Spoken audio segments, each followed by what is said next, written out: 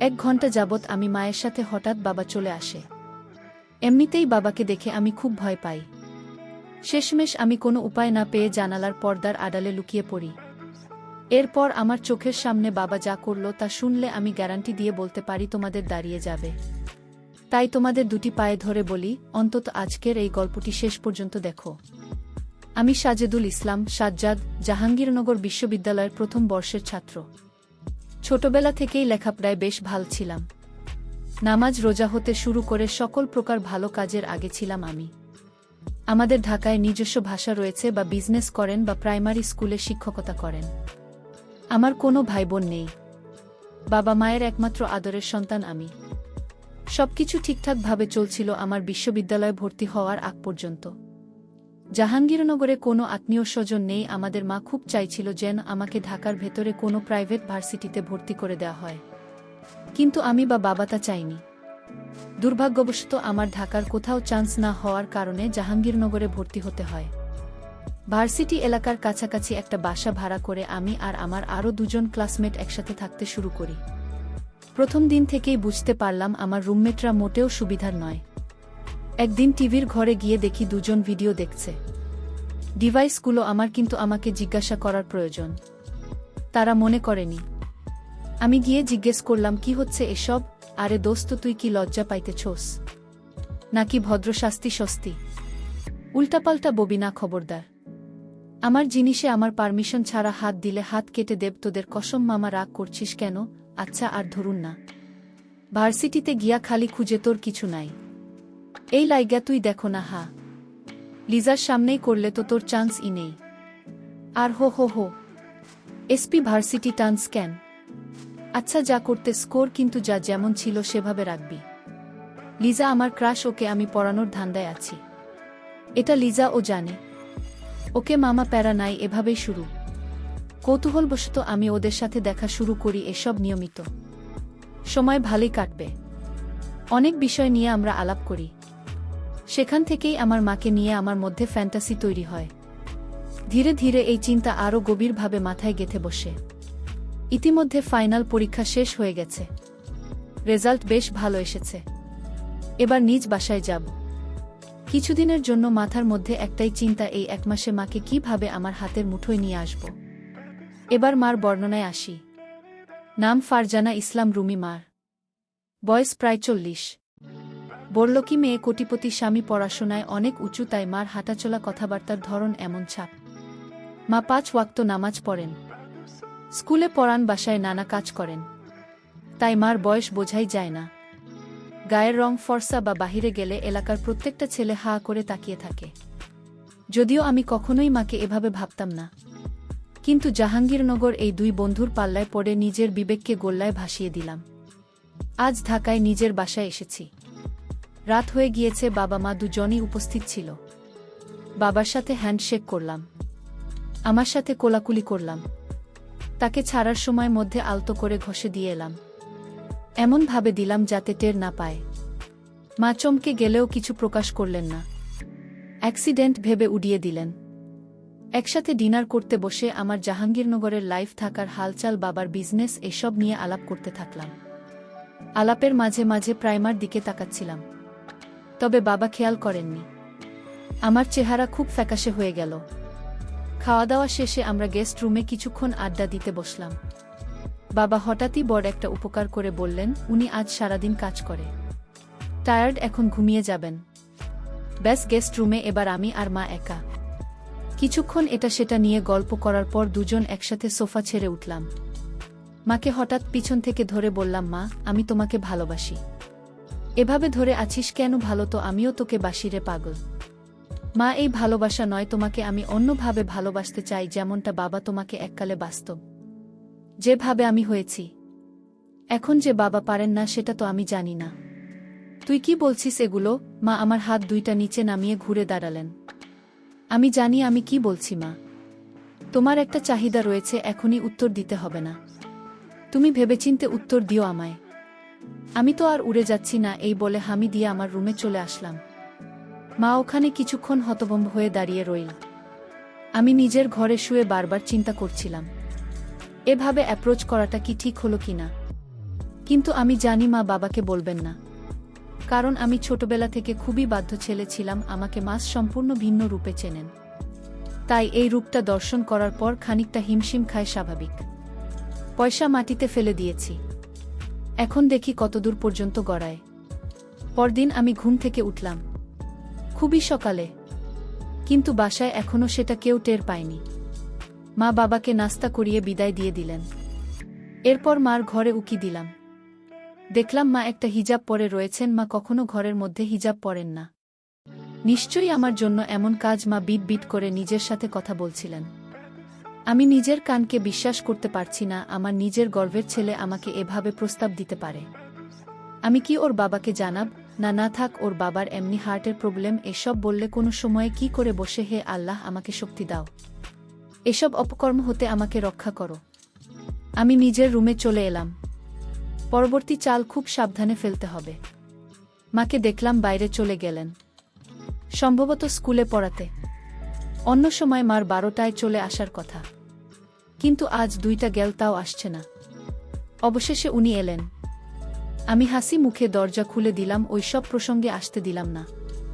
বললাম, মা তুমি কি সত্যিই গিয়েছ? হ্যাঁ বাবা, দেখ তোর জন্য কিছু টি শার্ট এনেছি। থ্যাংক ইউ মা। দাগগুলো আমার হাতে, তুমি রেস্ট করো। মা একটু প্রশান্তির হাসি দিয়ে চলে গেলেন। আমি মাকে ঠান্ডা পানি খাওয়ালাম। খুব গরম পড়েছে। মা তখন বোরকা খুলছিলেন। আমাকে দেখে থেমে গেলেন। মা তুমি এই গরমে কিভাবে এত কিছু গায়ে দিয়ে আছো? তোমার তো সিদ্ধ হয়ে যাওয়ার কথা। মা কিছু বললেন না, সংকোচ বোধ করতে লাগলেন। আমি মার কাছে এসে বললাম, মা আমি তোমাকে আর জ্বালাব না, প্রমিস। যদি এখন তুমি আমাকে একটু ধরতে দাও। বাবা এমন করিস না প্লিজ।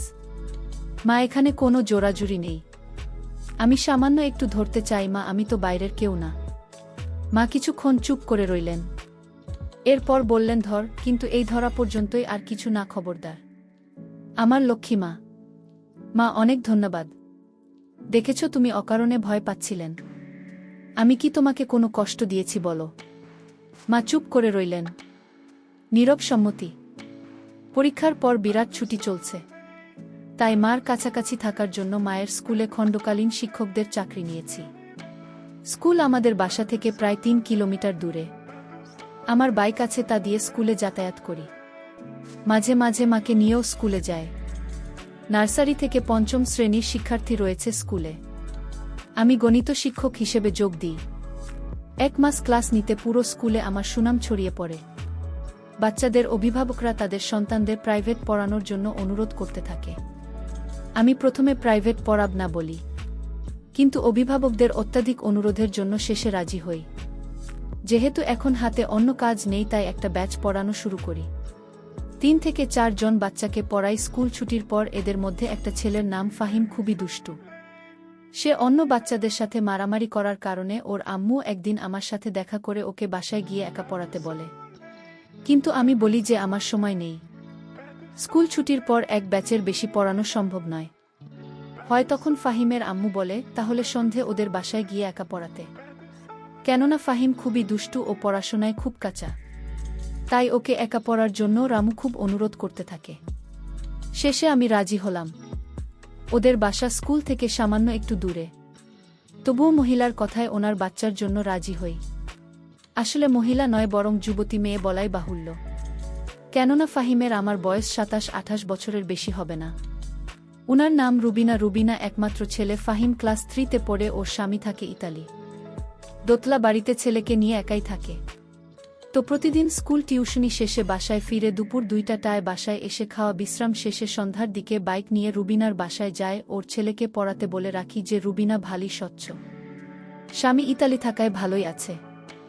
আমাকে 5,000 টাকা টিউশনের জন্য দেবে, আর তার সঙ্গে বাইকের তেলের খরচের জন্য এক্সট্রা টাকাও দেবে। এত অফার পেয়ে রাজি হয়ে যায়। তো নিয়মিত ওদের বাসায় গিয়ে ওর ছেলেকে পড়াতে লাগলাম। পড়ার মাঝে প্রতিদিনই বিভিন্ন খাবার, ফল ইত্যাদি দেখার জন্য। মাঝে মাঝে রাতের খাবার খেয়ে আসি ওদের বাসা থেকে। আমি লক্ষ্য করি আমার প্রতি রুবিনার একটা দুর্বলতা রয়েছে, কিন্তু সেটা ওকে বুঝতে দিলাম না। সে প্রায়ই আমাকে বিভিন্ন ইশারা ইঙ্গিতে আমার দৃষ্টি আকর্ষণের চেষ্টা করে। আমি দেখতে সুদর্শন, ফর্সা ও লম্বা, বয়স 20 বছর। যেহেতু রুবিনার স্বামী বিদেশ তাই সে একা এবং আমি স্মার্ট একটা ছেলে। তাই আমার প্রতি ওর আকর্ষিত হওয়াটা স্বাভাবিক। আমার বয়স 20 হলে আমাকে দেখতে প্রায় 24-25 বছরের যুবক মনে হয়। কেননা মুখে খোঁচা খোঁচা দাড়ি ও আমার সাজ্জাদ ব্যক্তিতে বড়দের মতো আচরণ ফুটে ওঠে। তাই রুবিনা ও আমার প্রতি আকর্ষণ ফিল করে। রুবিনা দেখতে খুবই ভালো। দেখতে তামিল নায়িকা আনুশকা শেঠির মতো হুবহু। লম্বায় 5 ফুট 6 ইঞ্চির মতো হবে। আমি লক্ষ্য করি সে প্রতিদিন টাইপ করে, আমি ইতস্তত ফেল করলেও সে আমার সামনে ঘুরঘুর করে। কিছুক্ষণ পরপর এটা ওটা খাবার ছেলের খাতা কলম নিয়ে আসে। আর আমার দিকে লক্ষ্য রাখে যেন আমি ওর দিকে তাকাই। আমি সব বুঝতে পারলেও রুবিনাকে কিছু বুঝতে দিলাম না। এভাবেই প্রায় 1 মাস চলে গেল। আমি স্কুলের চাকরি ছেড়ে দিলাম। কিন্তু রুবিনার ছেলেকে পড়াতে থাকলাম। এই 1 মাসে রুবিনার সাথে আমার ভালো সখ্যতা গড়ে উঠেছে। বলা চলে অনেক ফ্রি হয়ে গেছি আমরা। রুবিনাকে আমি ভাবি বলে সম্বোধন করি। প্রতিদিনই ওর ছেলেকে হোমওয়ার্ক করতে দিয়ে ওর সাথে কথাবার্তা বলি। 1 ঘন্টার প্রাইভেটে 2-2.5 ঘন্টা থাকি ওদের বাসায়। বিভিন্ন বিষয় নিয়ে রুবিনার সাথে কথাবার্তা বলি। একদিন আমার গার্লফ্রেন্ড সম্পর্কে জিজ্ঞেস করে সে, আমি বলি আমার কোনো গার্লফ্রেন্ড নেই। রুবিনা তা শুনে অবাক হয়ে যায় আর বলে, এমন হ্যান্ডসাম ছেলের গার্লফ্রেন্ড নেই? তার কথা শুনে আমি হাসলাম। রুবিনা বলে, আমার বয়স যখন 15 তখন আমার বিয়ে হয়। কোনো দিন প্রেম করার সুযোগ পাইনি। হ্যাঁ। আমি বললাম, সমস্যা কি, আপনার স্বামীর সাথে প্রেম করবেন? আমার স্বামী 2-2.5 বছর পর দেশে আসে। প্রেম করার সুযোগ নেই। স্বামী প্রবাস থাকলে এটা একটা সমস্যা।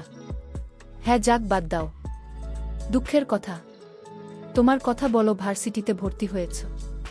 জাহাঙ্গীরনগর বিশ্ববিদ্যালয়ে ভর্তি হলাম ও জাহাঙ্গীরনগর, সেখানের পরিবেশ খুব সুন্দর হয়। কিছুদিন পর ক্লাস শুরু হবে। ও আচ্ছা সাজ্জাদ, সামনের শুক্রবারে কি তুমি ফ্রি আছো? হ্যাঁ কেন? ফাহিম বলল, কোরবানির ঈদের পর ঘুরতে যাবে কোথাও? গতকাল তো ঈদ গেল, এখন স্কুল ছুটি। তাই সে বায়না ধরেছে নন্দন পার্ক যাবে। আমি তো চিনি না, তাই তোমাকে সঙ্গে নিয়ে যেতে চাই যদি তুমি থাকো। আর কি, নন্দন পার্ক তো আমাদের ভার্সিটি থেকে সামান্য দূরে। তাছাড়া আমি ফ্রি আছি। পরশু শুক্রবার কখন যাবেন বলেন? এই সকাল 10টার দিকে। দেখি আমি একটা হাই লাখ গাড়ি ভাড়া করব। তুমি সকালে চলে এসো। আমিও ফাহিম রেডি থাকব। ওকে। শুক্রবার সকালে রুবিনাদের বাসায় যায়। গিয়ে দেখি ফাহিম বাড়ির সামনে গাড়িতে উঠে তার আম্মুকে ডাকছে আসার জন্য। আমি, ফাহিম কেবলি পিচ্ছি, তোমার আম্মু কই? সে বলে রেডি হয়ে আছে। আমি বলি, তুমি গাড়িতে গান শোনো, আমি তোমার আম্মুকে নিয়ে আসি। আমি বাসায় ঢুকে দোতলায় রুবিনার রুমে ঢুকে পড়ে একটা অপ্রস্তুত। মুহূর্তের মধ্যে পুড়ে যায়। রুমে ঢুকেই দেখি রুবিনা শর্ট জিন্স পরে আয়নার সামনে দাঁড়িয়ে আছে। এমন সময় আমি ঢুকে পড়ি, আসে আমায় দেখে ফেলে। সাজ্জাদ, শরীর ভাবি। আমি দরজায় নক করতে ভুলে গেছিলাম, কিছু মনে করবেন না। আমি বাইরে দাঁড়ালাম। আমি দ্রুত বাইরে চলে গেলাম।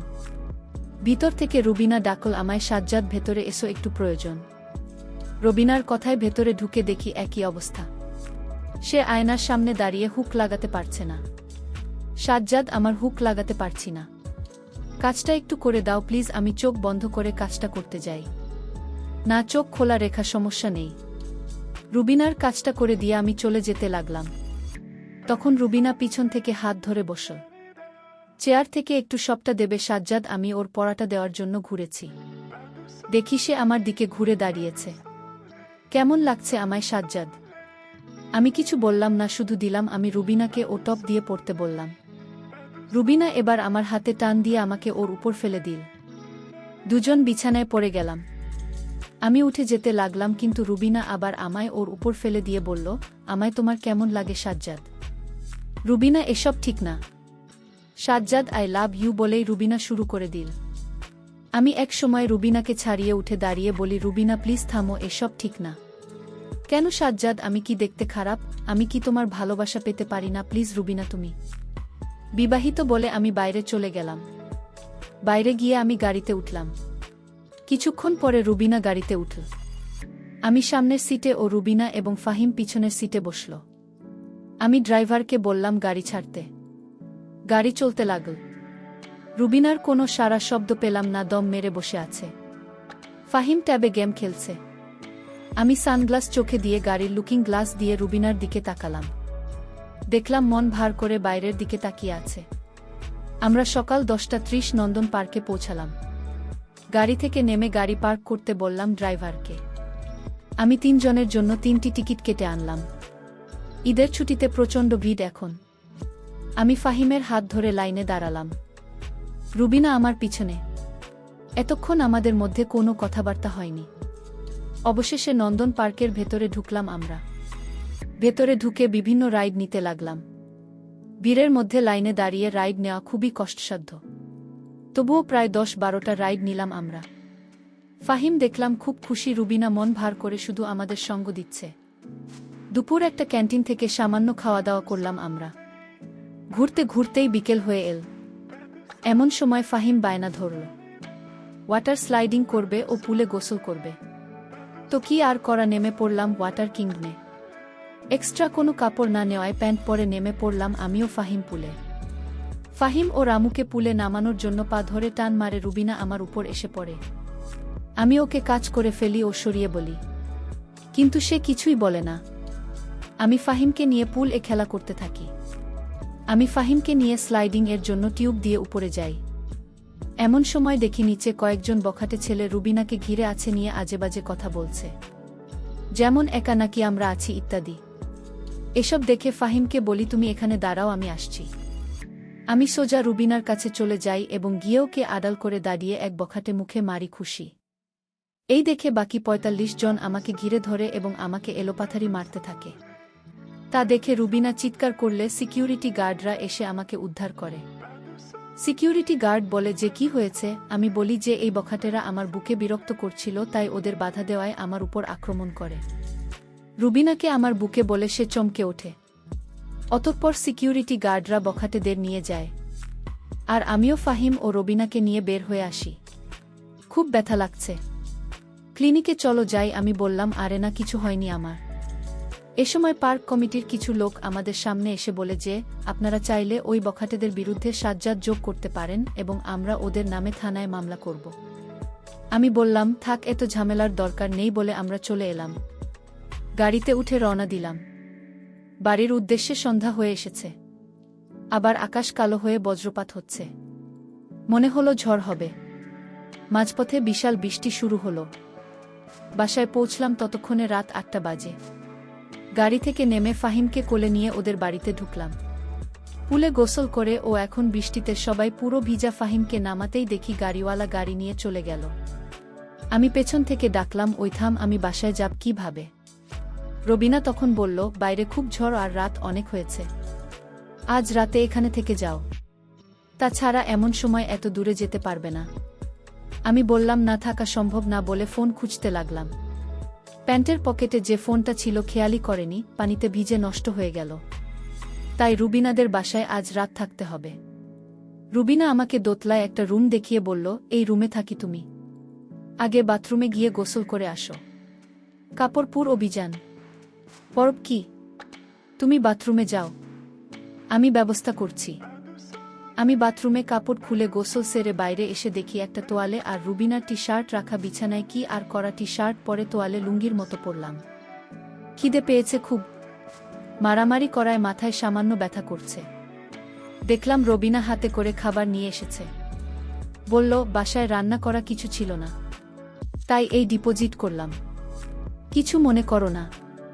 আমি বললাম, কোনো সমস্যা না। আপনি খেয়েছেন? রুবিনা খেয়েছি বলে বাইরে গেল।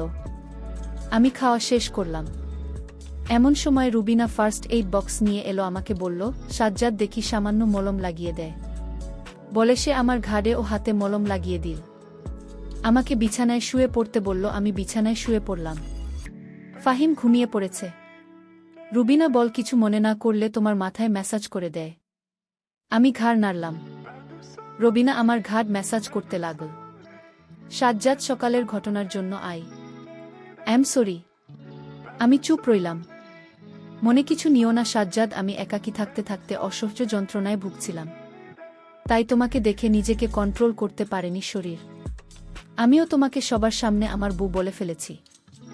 আমিও দুঃখিত। তুমি তো আমাকে বাঁচানোর জন্য এসব করেছ। রুবিনার কথা শেষ হওয়ার আগেই বিদ্যুৎ চলে গেল। পুরো ঘর অন্ধকার হয়ে গেল। আমি বিছানায় শুয়ে, রুবিনা আমার মাথার পাশে বসা। বাইরে প্রচণ্ড বৃষ্টি হচ্ছে, এমন সময় প্রকাণ্ড এক বজ্রপাত হল। রুবিনার সঙ্গে সঙ্গে আমাকে জাপটে ধরল। বজ্রপাত থামলে রুবিনা আমাকে ছেড়ে দিন বলল। আমি মোমবাতি নিয়ে আসি। রুবিনা মোমবাতি আনতে গেলে আর আমি রুবিনার কথা চিন্তা করতে লাগলাম।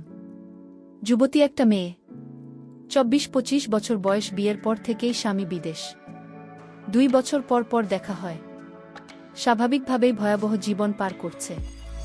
তারও কামনা বাসনা আছে। আমি কি তাকে একটু সুখ দিতে পারি না? সে বিবাহিত, তবু তার ভালোবাসার অধিকার আছে। আমার প্রতি তার একটা দুর্বলতা আছে। সে তো আমায় বলেছে যে সে আমায় ভালোবাসে।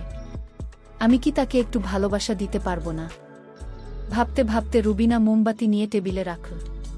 আমি বিছানা ছেড়ে দাঁড়ালাম। রুবিনা, তোমাকে একটা কথা বলতে চাই। কি বলো? I love YouTube. আমার একটা শুনে রুবিনা অবাক হয়ে গেল। সত্যি? আমি রুবিনার সামনে এগিয়ে এলাম। আমার দুহাত দিয়ে ওর মুখে ধরে বললাম, হ্যাঁ সত্যি, আমি তোমাকে ভালোবেসে ফেলেছি। আর রুবিনা আমাকে বিছানায় ফেলে দিল। এদিকে তোমরা নিশ্চয়ই বুঝতে পারছো আমাদের মাঝে কি হয়েছিল। বাইরে তখন বৃষ্টির প্রকোপ আরও বেড়েছে। রাত 11টা হবে প্রায়। বিদ্যুৎ নেই বাসায়। মোমবাতিও নিভু নিভু করছে। এভাবে নির্ঘুম সারা রাত কাটল। ভোরে আমি রুবিনাকে বললাম, এখন চলে যাই, না হয় কেউ যদি জানতে পারে সমস্যা দুজনেরই। তুমি ঘুমাও, আমি এখন কিছুদিন ভার্সিটি নিয়ে ব্যস্ত থাকব। তাছাড়া মোবাইলটা জরিপের করতে হবে, তাই হয়তো 23 দিন যোগাযোগ হবে না। রুবিনার সাথে যোগাযোগ নেই প্রায় 4 দিন হল। ভার্সিটি নিয়ে খুবই ব্যস্ত হয়ে পড়লাম। অন্যদিকে মোবাইলটাও সার্ভিসিং করতে দিয়েছি। রুবিনা হয়তো আমাকে খুব মিস করছে, কিন্তু আমি মাকে রাজি করানোর চেষ্টায় আছি। এভাবে প্রায় 8-9 দিন চলে গেল। আগামীকাল শুক্রবার ছুটি। মোবাইলটা আজকে ঠিক হয়েছে। রাতে মোবাইল খুলে রুবিনাকে ফোন করলাম। রুবিনা আমার উপর ক্ষেপে আছে। 9-10 দিন ধরে কোনো খবর নেই না তাই। অন্যদিকে ফাহিমের ও প্রাইভেট পড়ানো ব্যাঘাত হচ্ছে। আমি বললাম, এখন আমি ফ্রি আছি, কাল থেকে ফাহিমকে নিয়মিত পড়াতে পারব। আর রুবিনাকে ও দেখব। আজকে সন্ধ্যায় রুবিনাদের বাসায় গেলাম। ফাহিমকে প্রশ্ন দিয়ে চলে গেলাম রুবিনার কাছে। সে ড্রেসিং টেবিলের সামনে বসে চুল আঁচড়াচ্ছিল। এতদিন পরে আমার কথা মনে হলো। তোমার সবজি শ্রুতি না, প্লিজ রাগ করো না। আমাকে তো একটা বার ফোনও দিতে পারতে। আহা, ফোন সার্ভিসিংয়ের দিয়েছিলাম, ওরা 1 সপ্তাহ লাগিয়ে দিয়েছে, তাই তো তোমার সাথে কথা বলতে পারিনি। তাছাড়া ভার্সিটি নিয়ে একটু বেশিই ব্যস্ত হয়ে পড়েছিলাম। আমি কথা বলার সময় রুবিনা আমার হাতে একটা ব্যাগ দিয়ে খুলতে বলল। ব্যাগ খুলে দেখি একটা আইফোন মোবাইল। এটা তোমার জন্য। এত দামি ফোন আমি নিতে পারবো না রুবিনা। আমার স্বামী গতকাল এটা পাঠিয়েছে আমার জন্য। আমি আইফোন চালাতে পারি না, তাই এটা তোমাকে গিফট করলাম। তোমার না, 10 তারিখে জন্মদিন, মনে করে এটা অগ্রিম গিফট। আমার জন্মদিন তুমি জানো কিভাবে? বুদ্ধ, তোমার ফেসবুকেই তো দেওয়া আছে। ও হ্যাঁ, এই 10টা দিন আমি শুধু তোমার কথাই ভেবেছি। এখন আমি ফ্রি আছি রুবিনা, এখন আর তোমাকে যন্ত্রণা দেব না। হঠাৎ ফাহিমের ডাক শুনলাম, স্যার হোমওয়ার্ক শেষ। আমি রুবিনাকে বললাম, অপেক্ষায় রইলাম তোমার।